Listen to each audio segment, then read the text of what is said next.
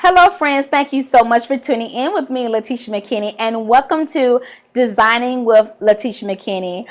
Guys, we are in a beautiful collaboration hosted by Miss Kimberly Davis. I will have a card here with her information and also a playlist and her information down below. Now in this collab, we are showing contribution to our mom or anybody that has played a motherly influence in our life.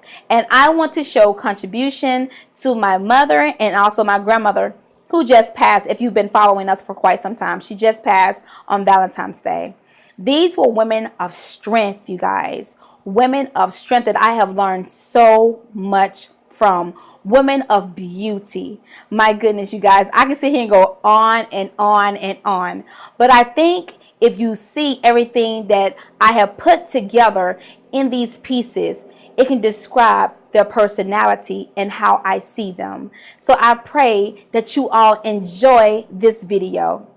And to all that I know that have reached out to me that has lost their mother, remain encouraged. And I want you to hold your head up, that this is not a time of grieving and of sorrow.